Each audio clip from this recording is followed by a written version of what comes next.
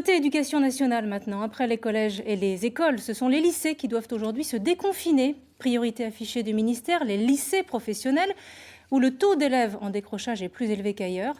Bruno Pilet et Cécile Landais se sont rendus au lycée Jean-Albert Grégoire à Soyaux, où vous allez le voir, les cours ont repris en tout petit comité. Quelques élèves à l'entrée du lycée, une quarantaine contre 530 habituellement, pour une rentrée pas comme les autres. Content de reprendre les cours? Oui, parce qu'on prend les courses, on va avoir un objectif à la fin.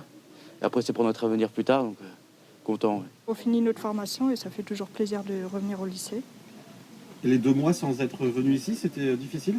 Un peu, oui, quand même.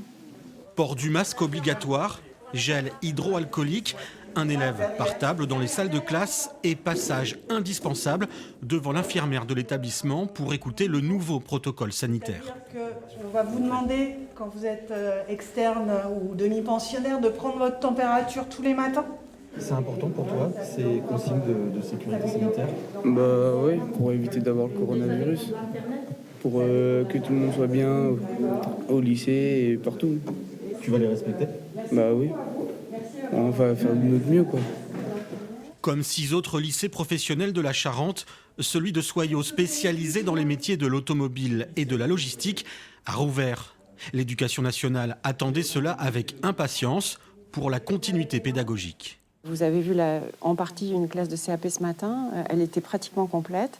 On s'est fait du souci pour ces élèves-là en se disant qu'ils pouvaient être très à distance.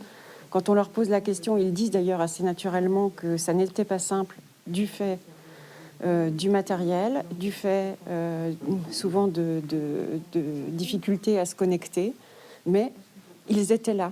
Reste maintenant à rattraper le retard des exercices, notamment pratiques, comme ici, avec ces futurs conducteurs routiers.